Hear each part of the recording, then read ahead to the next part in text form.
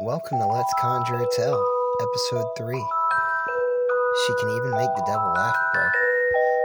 Once upon a time, in a realm where the winds whispered secrets and shadow danced with the light, there existed a figure known as the Reaper. Unlike the grim visage often associated with her title, this Reaper was a creature of ethereal beauty, her presence as captivating as the auroras that painted the night sky. She moved with the grace of a wisp, her scythe gleaming with an otherworldly glow, and her laughter was a melody that could enchant even the darkest of souls. One fateful evening, as the Reaper glided through the winds, she found herself at the edge of the underworld, a place where no mortal dared to tread.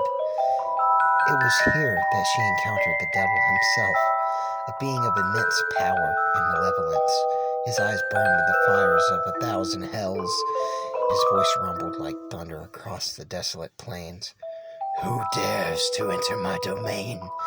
the devil bellowed, his voice echoing through the abyss. She was undeterred by his fearsome presence, simply smiled and replied, "It is I, the Reaper of the Winds. I have come to share the tale that will make even you, O mighty devil, laugh."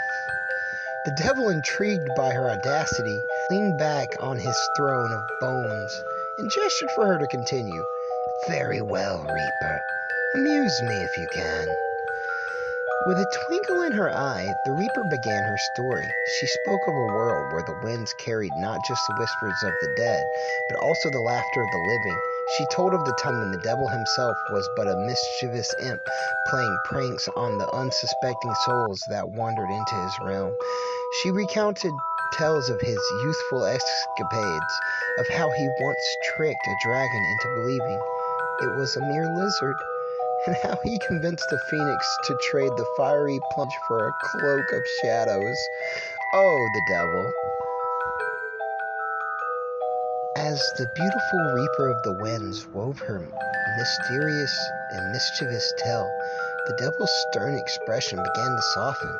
He found himself chuckling at the absurdity of his own past, the memories of his youthful mischief bringing rare smiles to his lips. The Reaper's laughter was infectious, and soon the devil was laughing heartily, the sound reverberating through the underworld like a joyous symphony. When the Reaper finished her story, the devil wiped a tear of mirth from his eye and looked at her with newfound respect. "You have done the impossible, Reaper. You have made the devil himself laugh. For this I shall grant you a boon. Ask for anything, and it shall be yours." The Reaper, ever wise and humble, bowed her head and said, "I seek not power for myself, but for the winds that carry the souls of the departed. Grant them the strength to guide these souls to their final rest, and I shall be content." The devil, moved by her selflessness, nodded and raised his hand. With a wave, he imbued the winds with his own dark energy, transforming them into a force capable of guiding souls through the most treacherous of realms. The Reaper felt a surge of energy coursing through the winds, and she knew that her mission was now complete.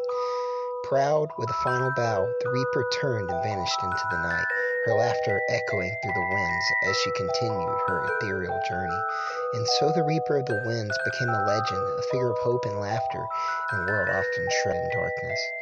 And the devil, forever changed by their encounter, found himself smiling more often, his laughter a reminder of the light that could be found, even in the darkest of places. She always left that kind of stamp on people. She always brought light to the darkest of places. Like and subscribe, guys. Aishitaru.